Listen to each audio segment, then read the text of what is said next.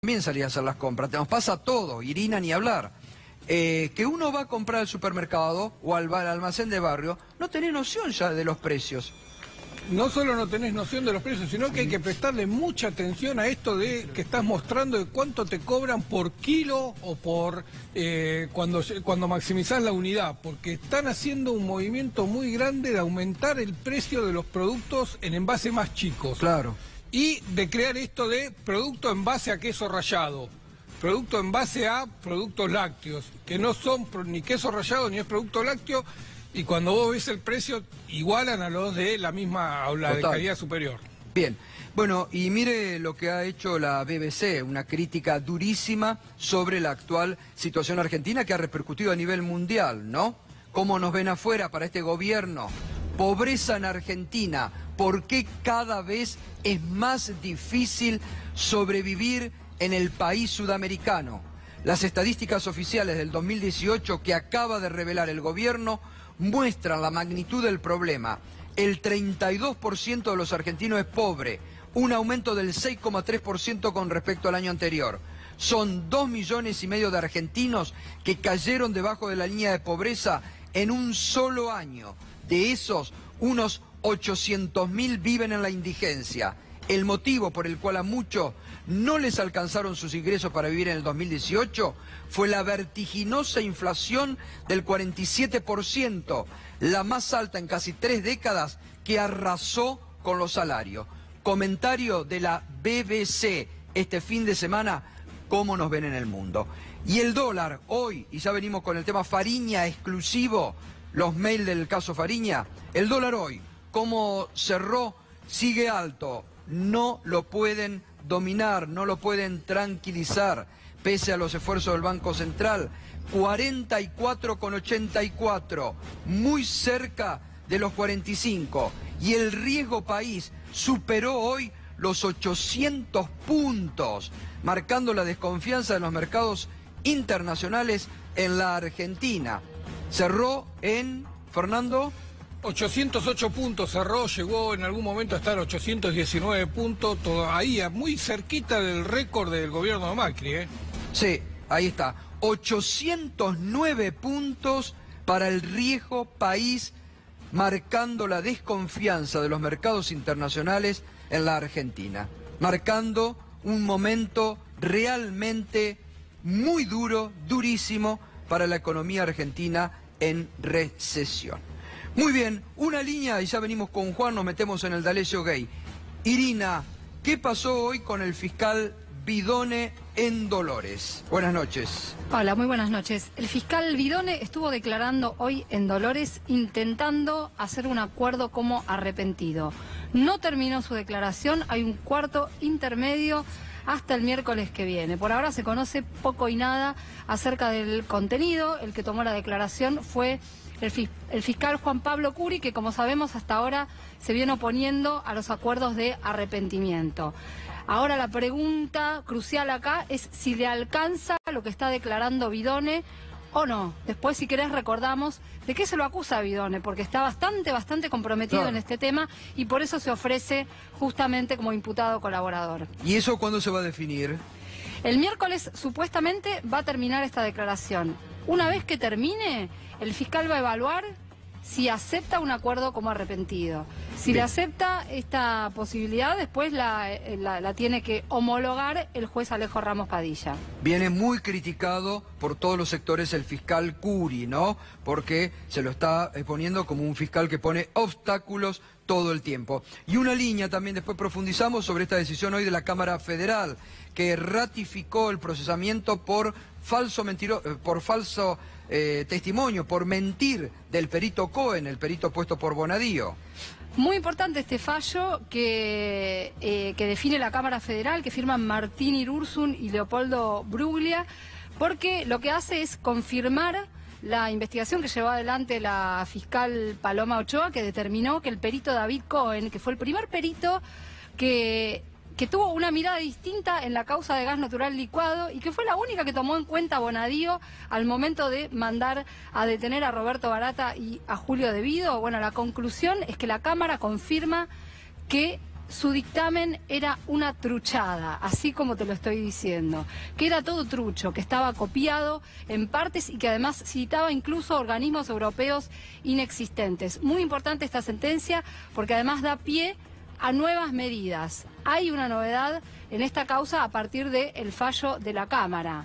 Esta novedad es que por fin el juez Sebastián Ramos aceptó otra medida que le venía pidiendo la fiscal Paloma Ochoa, que es analizar con quién hablaba por teléfono el perito David Cohen. Ah, ¿esto lo aceptó al final el juez Torres? Finalmente, no es Torres, sino que es el juez Sebastián Ramos. Ramos, perdón. Finalmente, después de esta sentencia de la Cámara, Sebastián Ramos hizo lugar a esta medida. Esto lo pude confirmar hoy. Bueno, muy esto es importante. Importantísimo. Y porque ahí se va a saber Claro. con quién hablaba. Importantísimo. ¿Hablaba esto. con el juez, por ejemplo? ¿Hablaba Claudio con el fiscal? Bonadío. ¿Hablaba con el fiscal? ¿Con quién hablaba? Bueno, por eso es muy importante esta medida. 3 veces la pidió la fiscal Paloma Ochoa, insistió ante la Cámara y finalmente ahora hizo lugar Sebastián Ramos. Bueno, muy importante estas novedades, ¿eh? Recordemos, un perito puesto por un juez trucho, mentiroso. La Cámara Federal ratificó por falso testimonio. Por este testimonio, por este peritaje, mandaron a la cárcel a Devido y a Barata, en una causa que no nos olvidemos. El propio D'Alessio dice, recordémoslo, cuando D'Alessio dice, y alquilamos con el juez Bonadío unas habitaciones en el Four Seasons, porque ahí empezamos a tramar todo y las cámaras ocultas para meterlo preso a Devido. Ahora es la Cámara Federal la que dice un perito mentiroso, trucho, procesado por falso testimonio, puesto por el juez Bonadío. Hay que recordar que Marcelo D'Alessio aparece en esta causa haciendo su aporte, sus 2 declaraciones hizo justamente para salvar esta causa de el marasmo que se producía cuando empieza a ser cuestionado el perito que fue procesado, ¿no? Y que ya se sabía qué clase de peritaje Pero había además, hecho. hoy me enteré un dato, Irina, no sé si vos lo tenés, pero que es un dato fundamental. Porque es bueno esto de los teléfonos que vos acabas de decir. Me dijeron que el perito Cohen es primo de Carlos Vladimiro Corach. Escuché exactamente lo mismo. Y Bonadío trabajó con Carlos Vladimiro Corach. ¿Te acordás, no? Vaya coincidencia. Sí, durante el gobierno justamente de Carlos Menem fue secretario de Carlos Corach. Así es. Bueno, entonces va a ser muy interesante ver qué sale de esas escuchas. Muy bien, vamos con lo prometido. Juan Amorín, buenas noches, Juan. ¿Qué tal, Gato? Buenas noches. ¿Cómo estamos? Material explosivo a partir de este momento. Preste atención. Te venimos contando aquí con Juan, también con Irina, cómo se armó la operación Fariña en el despacho del ministro de Justicia, Germán Garabano. Cómo lo coachearon. La semana pasada Carlos Rosanqui contó acá en primera persona cómo lo corrieron a él como juez para posibilitar sacarlo de la cárcel a Fariña para ponerlo como panelista en programas de televisión. Y ahora, Juan. Gato, el viernes nosotros repasábamos lo que declaró la abogada Giselle Robles en sede judicial. Se presentó espontáneamente ante el juez Ramos Padilla y aportó una tremenda cantidad de documentación probatoria de la reunión entre ese señor, el ministro de Justicia, y el arrepentido estrella de los canales de televisión, Leonardo Fariña, que pasó de ser un demonio a ser una persona brillante, según el propio fiscal Carlos Stornelli. Bueno, entre la documentación se confirmó que existía una casilla de mails encriptados, es decir, cifrados de punta a punta, que solo lo pueden ver el emisor y el destinatario, entre allegados al gobierno, vamos a decir. La realidad es que no se sabe quién es, pero sí se sabe que son allegados al gobierno, que le armaban el discurso de arrepentimiento a este señor, a Leonardo Fariña, con Fariña en prisión. ¿Sí? Le mandaban a una casilla de mail, le pasaban la contraseña a la abogada y la abogada se ocupaba de imprimir los mails y de llevárselos a Fariña a la cárcel. ¿Para qué? Para que finalmente pudiera obtener su libertad Fariña. Vos te aprendés este libreto, vos te aprendés este guión, mandás al frente a este y después vas a obtener la libertad. Algo que finalmente ocurrió, y eso es lo más grave, ¿Por qué? Porque nosotros accedimos a los mails, ahora los vas a ver en exclusiva. Porque decían que Fariña tenía conocimiento, porque él manejaba el tema finanzas, por el tema finanza, pero que desconocía todo lo político. Pero desde Entonces luego había que coachearlo políticamente a Fariña. Fariña no sabía absolutamente nada respecto a los negociados de la obra pública, pero nada. ¿Por qué? Porque era un financista, alguien que sabía llevar y traer dinero del exterior, lavarlo, hacía las tareas de un financista, sabe mucho del lavado de dinero, del presunto lavado de dinero de la familia Báez. Ha aportado a la causa de la ruta al dinero. Obvio. NOCA, Claro. Material interesante. Después, toda la parte que vamos a ver ahora estaba armado, estaba guionado por el gobierno. Bueno, vamos. Vamos a ver los mails en Vamos. exclusiva en minuto 1. Estos mails le llegaban a Leonardo Fariña. Fíjense la fecha, estaba detenido todavía Fariña. Y aparte el asunto, Obra obra pública, ¿no? El mail es muy extenso. 29 de marzo del 2016, estaba detenido. Así es. Proton Mail es una casilla de mail encubierto, digamos, Ajá. encriptado, para que justamente tenga todas las medidas de seguridad habidas y por haber, y para que nosotros nunca podamos rastrear, por ejemplo, de dónde efectivamente salió ese mail. Y el turista era quien recibía, Fariña. Era Fariña el turista. El exactamente. turista @protonmail.ch. Una historia de espías que se termina revelando. Esto le mandaban a Fariña cuando estaba en la cárcel para que se lo aprenda. Yo destaqué algunas cositas porque después les va Sí. a llamar la atención la declaración. Bueno, Le hablan de que cambian la ley 13.064 obras públicas. Se le adelantaba al contratista un pago inmediato de entre el 10 y 20% del valor del contrato.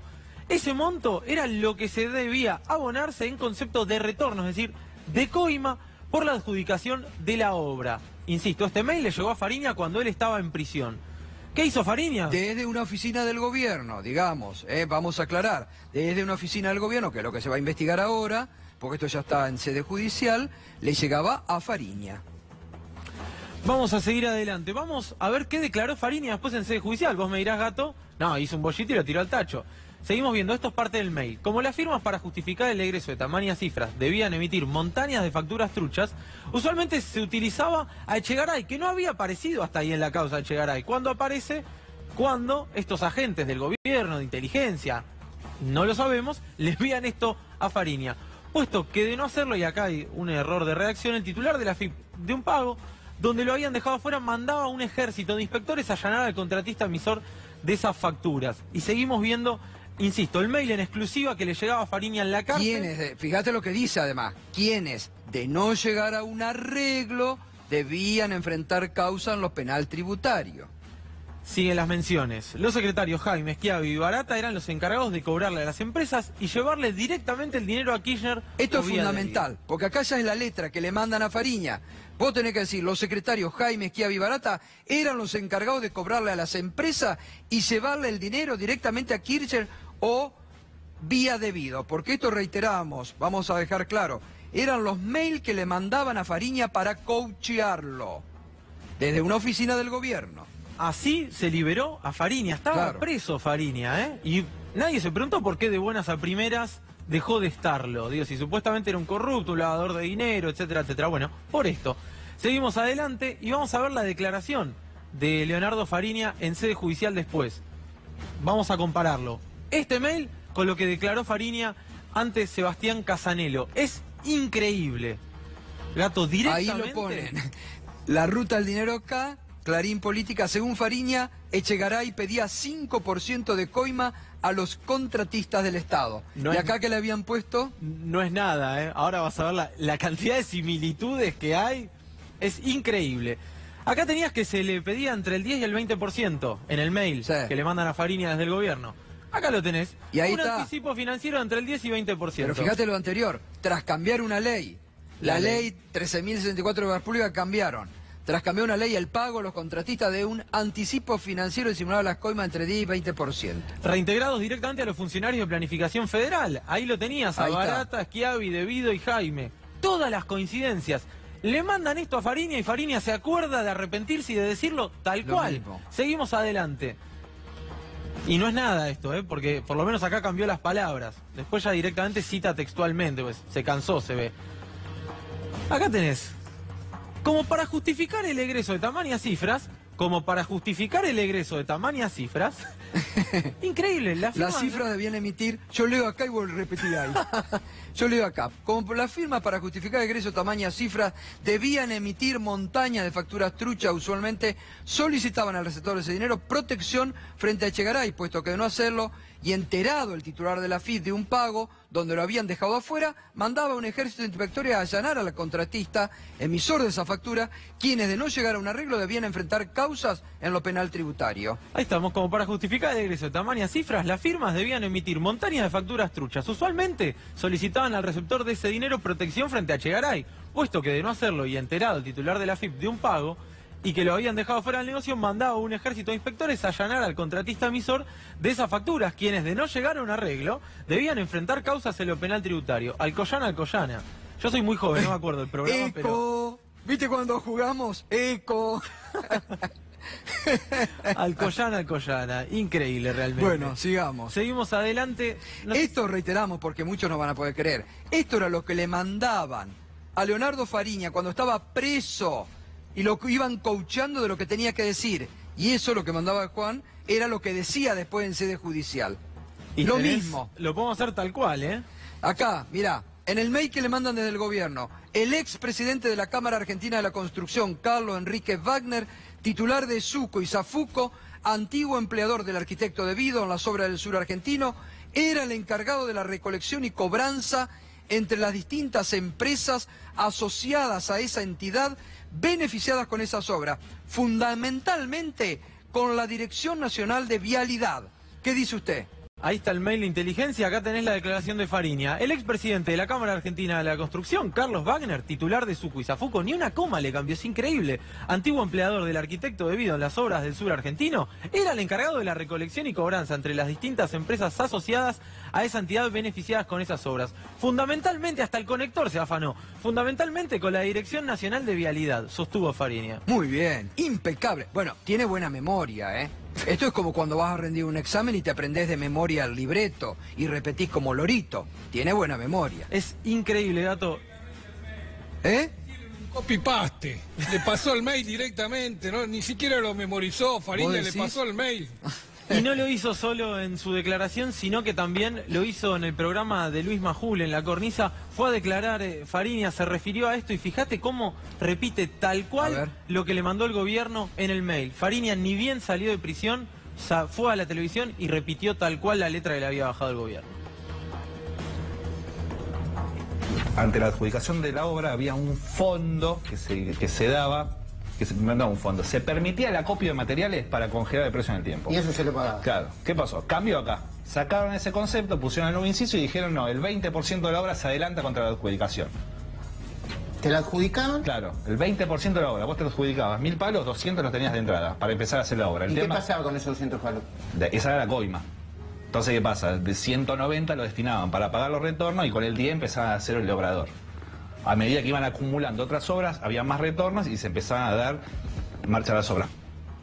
Bueno, en todo la repetición era igual. ¿Tenemos otro? Tenemos otro mail. Tenemos más, te vamos a seguir mostrando los próximos días. Hay para hacer dulce de leche toda la semana. La verdad es que elegimos algunos nada más. Y cuando fui a la declaración me sorprendí porque era tal cual. La anterior era obra pública. Acá le dicen nueva data. Nueva data. Con Fariña ya en libertad, ¿eh? 18 de abril de 2016 había cumplido con esa primera parte que mostramos recién, obtuvo su libertad. Uno de los esquemas utilizados en la Cámara Argentina de la Construcción para la cartelización de las obras públicas era subdividirse en camaristas o comisiones. Acuérdense de esto, ¿eh? Estos subgrupos empresarios se reunían en horarios y días específicos para consensuar sus reclamos, organizar los llamados clubes, que no era otra cosa que el armado previo de las licitaciones, estableciéndose quién iba al frente, con qué precio y quiénes comprarían el pliego para presentarse y acompañar, obviamente, con ofertas exorbitantes, haciendo así, fíjate el grado de detalle, haciendo así aconsejable adjudicarle al que iba al frente. Estos subgrupos se dividían en los llamados vivienderos, los viales, obras del conurbano. Esta última se reunía con sede en La Plata y no en el edificio de Paseo Colón e Independencia. Obras públicas, concesiones y privatizaciones, etcétera. Decime si no te empieza a sonar al grado de detalle con el que Centeno escribía sus cuadernos. Yo me empiezo a preguntar realmente si esos cuadernos los escribió el chofer, porque elementos para sospechar hay de sobra. Por eso te digo que todo esto, toda esta causa que está sacando a la luz Ramos Padilla, tiene mucha similitud con las cuestiones que se van conociendo de la causa de las fotocopias. Atención con eso, porque acá se está descubriendo mucho material. Y vamos a ver si te parece la comparación. Esto le mandaron desde el gobierno a Fariña a esta casilla de mail encriptada, y esto repitió Fariña en su declaración. Se organizaban camaritas o comisiones. En el mail decía camaritas o comisiones. En camaritas o comisiones. Que se reunían en horarios y días específicos. Estos subgrupos empresarios se reunían en horarios y días específicos. Para consensuar reclamos y organizar los llamados clubes. Para consensuar su reclamo, organizar los llamados clubes, dice acá. Que no era otra cosa que el armado previo de las licitaciones, estableciéndose quién iba al frente, con qué precio y quiénes comprarían los pliegos para presentarse y acompañar con ofertas exorbitantes al adjudicatario. 10 felicitados, repite igual joven Amorín, ¿eh? Impresionante, y tenemos una parte más, una nueva similitud, Alcoyana. Fíjate lo increíble, ¿no? Estos subgrupos, llamados vivienderos, los viales, los especialistas en obra pública, se reunían en sede de La Plata. Increíble, todo exactamente igual. Exactamente lo mismo. No se puede creer. Las cuestiones legales, la última comisión, digo, es exactamente lo mismo. Le mandan un mail a Fariña desde el gobierno detallándole su arrepentimiento, y él va y repite tal cual en la declaración ante el juez Casanelo. Es importante saber esto. Esto no es solo la ruta del dinero acá, porque después Ercolini, como declara respecto a la obra pública, le pide su declaración para atentar contra Cristina Kirchner. El gran objetivo de esto es siempre encarcelar a Cristina Kirchner, buscarle la forma de poder meterla en prisión. Y recordemos, Juan, lo que muy bien marcabas vos la semana pasada, de la resolución del juez federal Sebastián Casanelo, cuando le toma declaración a Fariña y en algún momento pone en una resolución que lo declarado por Fariña era muy similar a un guión, a un relato que la coalición cívica había realizado en el 2008. Pero hay algo peor todavía, Gato, porque viste que uno se escandaliza y después resulta que hicieron cosas 10 veces peores. En esa misma resolución de Casanelo, donde dice, ojo, que miren que Fariña vino y repitió una denuncia de la coalición cívica, mira lo que dice. En un momento Fariña, en medio de su declaración, pidió autorización al tribunal para realizar su descargo guiado por una serie de apuntes que luego fueron entregados. ¿Qué eran esos apuntes? Estos mails. Tenía el machete. No se lo había aprendido, no había estudiado, no era 10 y felicitado. Necesitaba el machete para poder orientarse, porque claro, cuando vos no vivís todo eso, obvio, y haces valoración, es difícil estudiarlo. Totalmente. Bueno, ahora, mire, después, porque tenemos más, mañana lo vamos a seguir, o en la próxima hora lo vamos a seguir mostrando. Pero fíjese lo que opinaba el fiscal federal Carlos Stornelli de Fariña, que había estado preso, que tenía una condena que cumplir, y era halagado públicamente por todo este relato por un fiscal federal en un programa de televisión. Escúchelo. Sí, Fariña es un hombre desaprovechado. Desaprovechado en el sentido... Tiene un talento superior, y un conocimiento y una velocidad mental. El caso de Leonardo Fariña, usted ve, digamos, entre todo lo que participó, lo que fue y lo que es hoy. Y con las ganas que ayuda o que ofrece su colaboración, desinteresadamente, porque no tiene ningún interés personal, ni conocimiento y una velocidad mental, y además de su conocimiento de su pasado delictivo, ¿no? Perdón que lo diga así, es una computadora.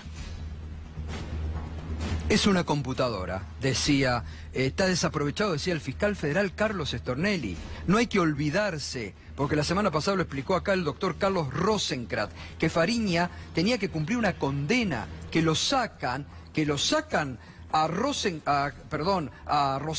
a Carlos Rosansky, lo sacan, que era el presidente del tribunal, para que Rosansky no siga adelante, y para liberarlo a Fariña, para que Fariña después repita este guión armado. Después vamos a ver lo de Láscar, muy similar. Lo de Láscar es muy similar. Y después Láscar va al juicio oral y público Y dice, no, a mí me prepararon, a mí me dijeron que me presionaron, me amenazaron con que me iban a matar.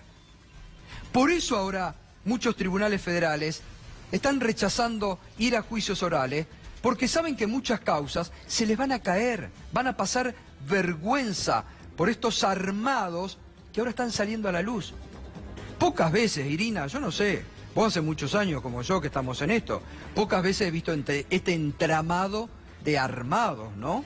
Y ahora lo estamos viendo, no es que no haya existido antes, uno siempre tuvo la sensación de que en otras causas pasaba exactamente lo mismo. En relación a lo que vos decís de los tribunales orales, hubo un gesto la semana pasada del propio Stornelli que te hace pensar el temor de que se caiga la causa de los cuadernos, pero no solamente por lo que puede aparecer en la causa que lleva adelante Ramos Padilla, en general por la prueba que tiene y lo que se puede acotejar de los arrepentidos.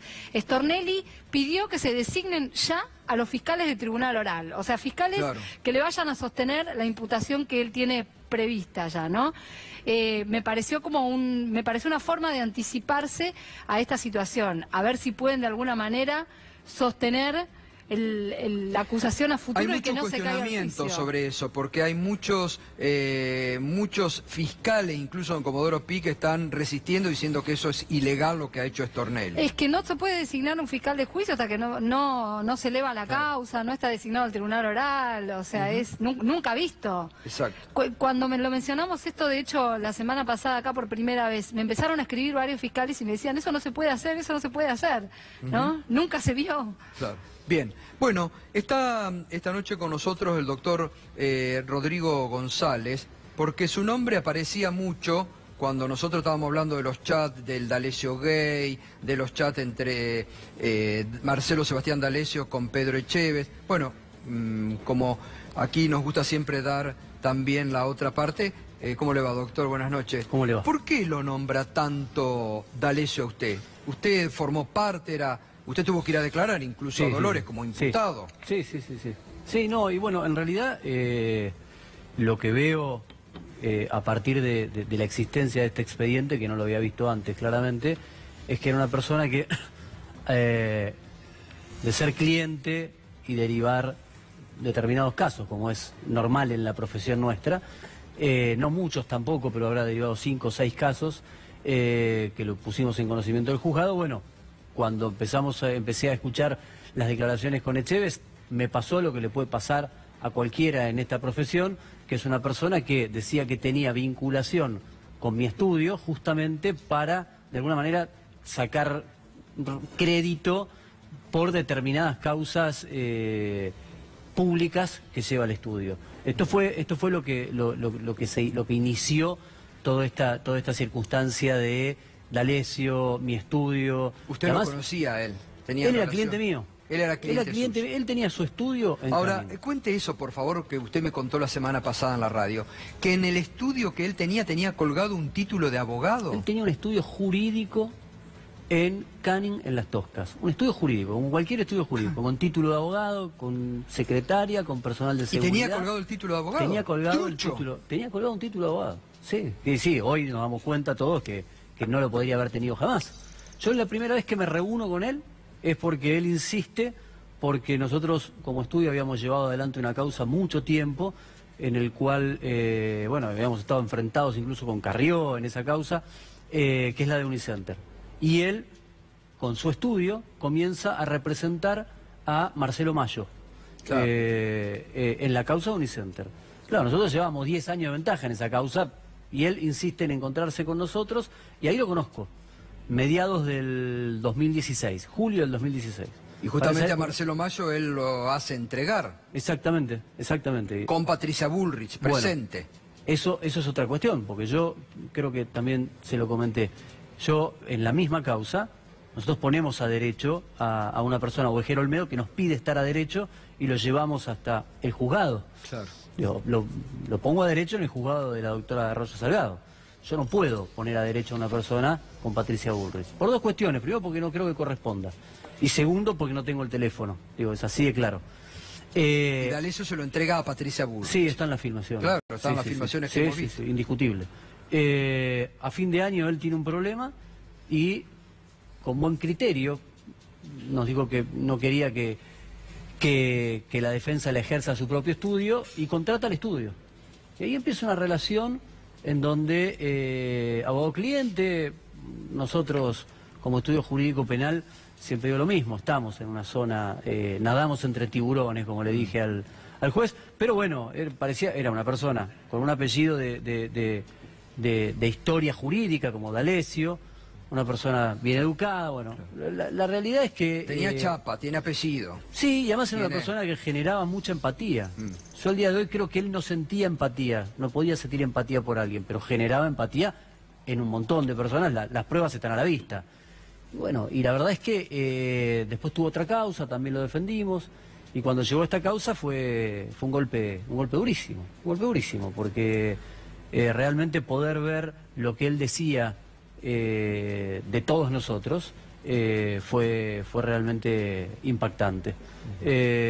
Incluso con Fariña, ¿no? ¿Y usted cuando se entera, doctor, porque me imagino para usted lo que habrá significado cuando se entera del allanamiento, que lo llevan preso, en esos días toma contacto con él? Cuando lo allanan, llegué yo con otra persona del estudio, con mi socio de verdad, a la casa donde estaba el juez, donde estaba Ramos Padilla. Ya estaba tranquila la situación, hubo un momento de tensión, y hasta ahí todo normal, o sea, un allanamiento largo, extenso. A los 2 días fuimos, él estaba en libertad, D'Alessio queda en libertad, a los 2 días fuimos a Dolores, y cuando estoy volviendo de Dolores, que vuelvo solo en mi auto, me entero por los medios, empiezo a tomar dimensión de estas conversaciones que había tenido con Echeves y de que es lo que realmente había sucedido. ¿Usted le pidió alguna explicación? Sí, claramente. Al otro día fui a Dolores de nuevo, creo que fue al otro día, que fuimos con Fariña, porque él me mencionaba a mí, lo mencionaba a Fariña, entonces fuimos con Fariña, cada uno depuso lo que consideraba que era oportuno, y después sí, claramente, que le pedimos explicaciones. A ver, yo ahí esto lo puedo contar porque yo ya no era su abogado, es decir, de hecho hubo una charla justamente para notificarlo de que le había renunciado. Se desvivía en disculpas y daba la misma versión que dio a los medios y que dio por escrito, porque era el día que va a Dolores, esto es algo que ya a esta altura muchos pasamos por arriba, él lleva una declaración hecha por él mismo. Sí. Acerca de esto de Echeves, de la ruta inversa del dinero, de que en realidad lo estaba investigando. Bueno, deja en claro que no era socio del estudio, que era cliente y que había derivado a otros clientes. Pero bueno, esto se hizo cada vez más grande y la realidad llegó a límites inusitados. De hecho, cuando hablaba con el fiscal... ¿Usted cree o usted tiene algún tipo de conocimiento si él quiso declarar como arrepentido y se lo impidieron? Yo no lo sé porque yo ya no estuve. Cuando fue conmigo declaró por escrito y nos fuimos y después fue detenido ya con el abogado que lo representa hoy en día, con el doctor Fogar. Ahora, usted en algún momento lo vinculan con Stornelli directamente también, como que era parte de ese entramado. Sí. Él lo pone como que usted era parte, porque los chats que veíamos, ¿no? Lo nombra usted como que era parte de un entramado también de esa red, ¿no? Mire, yo fui a mí me citó, para marcar algunas diferencias, a mí me citó Ramos Padilla, fui, sí. Declaré, estuve 7 horas en el juzgado, le dejé mi teléfono a Ramos Padilla, al juzgado, el juzgado con una corrección. Está bien, es lo que corresponde. Es lo que corresponde. Bueno, yo creo que sí, yo creo que es lo que corresponde. En el primer llamado me presenté, dejé el teléfono, ni siquiera tuvieron que sacar una resolución para que yo lo deje. No tengo nada que contar, no tengo un llamado con Stornelli en mi vida. Y la realidad es que lejos de formar parte de esta red que el juez está investigando, a mí me dificultaron la vida enormemente. Me dificultaron porque D'Alessio, Stornelli, convencerlo a Rodrigo sin que Stornelli me conozca. Entonces también en algún momento se dijo que yo había formado parte de aquellos que habían direccionado los dichos de Fariña como arrepentido. Lo que tuve que trabajar para explicar que yo para esa época no conocía a Fariña y no conocía a D'Alessio en esta causa fue un infierno. Eran días y días repitiendo siempre lo mismo. Con esto no estoy diciendo que yo no le crea o le crea a Fariña. Eso es otra cuestión que seguramente ahora me van a preguntar. ¿En qué momento lo empieza a defender a Fariña y cómo se explica todo esto que acabamos de mostrar, ¿no? A ver, yo a Fariña lo conozco, les diría que llegando el segundo semestre del 2017, 40 días antes del inicio del juicio de evasión, que fue un juicio maravilloso. Después de ese juicio, no sigo sigo en relación con Fariña, pero no como abogado de él, salvo en esa causa. Y bueno, por una circunstancia de que él había declarado como arrepentido y nunca había firmado el acuerdo, comienzo a representarlo en la ruta del dinero acá sin saber todo lo que se venía, más que nada para salvar un poco que se estaba por elevar la causa y él no tenía firmado el acuerdo ni lo había homologado el juez, entonces para mí se le caía el acuerdo, no tuvo que volver a declarar, o sea, se hizo un acuerdo con lo que ya había declarado en el 2016, en algunas audiencias del 2016. Que una parte es lo que vimos acá. Una parte de la que vimos ahí, eso se estila, que son imputados que junto con sus letrados hacen una declaración por escrito. Eso que vimos acá es una declaración que llevaron hecha por escrito. Sí, pero vimos también mail los que mail llegaban que le desde una mandaban, dirección ¿no? de correo electrónico, que cuando uno lo mira es una casilla aparte, secreta en Suiza. La oficina, la reunión con el ministro Garabano, cómo lo sacan a Rosanqui de la causa, digo, es todo muy... Yo creo que ahora se viene... Todo muy direccionado, ¿no? Yo creo que ahora se viene, y esto ahora sí, ¿no? Con una cuestión de secreto profesional, pero con bastante libertad para hablar del tema, porque yo creo que ahora se viene una ardua tarea de actividad probatoria, ¿no? De desentrañar. Para un lado, para el otro, Obvio. Totalmente. Para un lado, para el otro. Por supuesto, estos mails existen, bueno, hay que ver de dónde era la casilla, si la casilla... Porque, por ejemplo, Fariña, hay algo que sí puedo adelantar, que es que no tenía internet ni acceso a internet en Ezeiza. No, pero lo que dicen es que la abogada imprimía los mails y se los llevaba justamente para darle letra y que vaya aprendiendo. Bueno, por eso vamos a ver qué es lo que contó la abogada, porque también, yo puedo hacer un punteo, dárselo a mi abogado, que mi abogado le dé forma, me lo vuelva a traer, digo, ese intercambio es normal. Lo que vamos a tener que ver es de dónde salían esos mails, porque todos sabemos que con la dirección de mail es muy fácil sacar una dirección física. Con una dirección de mail se puede sacar... En este caso no, claro. Justamente eligieron una empresa que garantiza que es que no se puede sacar el email, ¿es imposible? Bueno, mucho tufillo a servicios de inteligencia.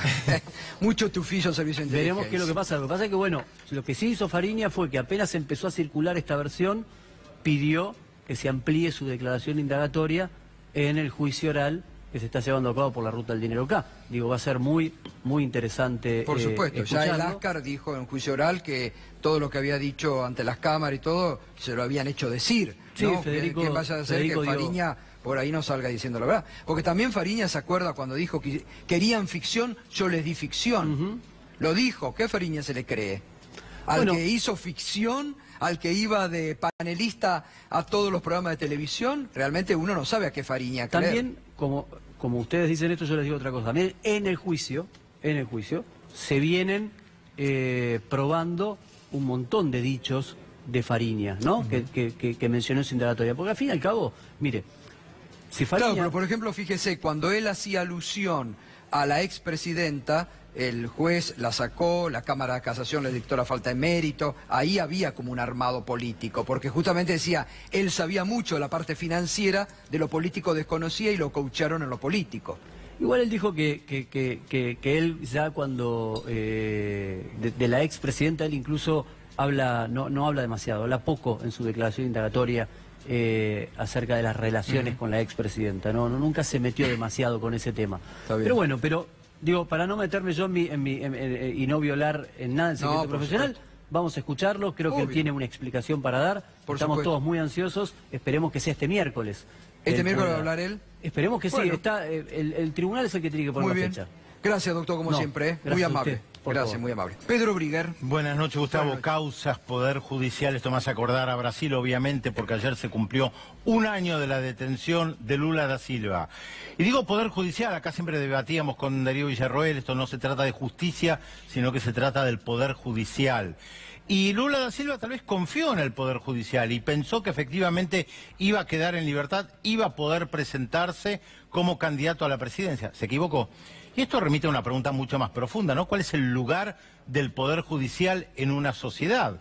Si se quieren llevar adelante transformaciones profundas en una sociedad, ¿qué pasa con ese Poder Judicial que históricamente fue armado y estructurado para defender los intereses de los más poderosos? Si alguien toca los intereses de los más poderosos, aparece el Poder Judicial para impedirlo, como pasó efectivamente en Brasil. Y en la carta que escribió Lula da Silva desde la cárcel ayer, y también un artículo que publicó en un diario en Brasil, él dice: estoy preso por haber tratado de transformar el Brasil y por haber tratado de cambiar el rumbo, de torcer el rumbo de las políticas neoliberales que llevaron a que Brasil fuera una potencia, pero con millones de personas excluidas. Porque esto es recordarlo, cuando Lula da Silva llegó a la presidencia, trató de incluir a millones de personas. Por eso Barack Obama lo definió alguna vez como el hombre más popular del planeta. El gran pecado de Lula da Silva, más allá de todos los problemas que tuvo, es haber tratado de incluir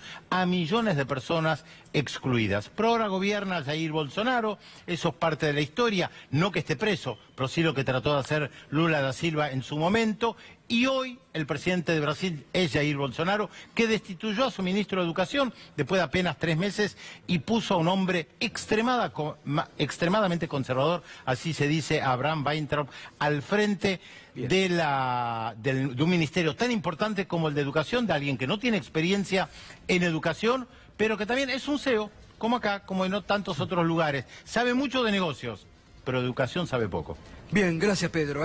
Muy bien, enseguida seguimos con todo el tema económico, momento crucial para la economía. ¿Qué dice el fondo? ¿Es verdad que él pide el fondo que se le saque el IVA a productos básicos de la canasta? Entonces, ¿el precio de la leche se va a disparar aún más de otros productos? El fondo. Y el gobierno, a través de Marcos Peña, dice que comprende al fondo y no a los ciudadanos que sufren. Bueno, enseguida te lo explicamos. Más del D'Alessio Gay, la realidad. Lo que nadie te cuenta, aquí, diariamente, te lo estamos contando. Ya volvemos.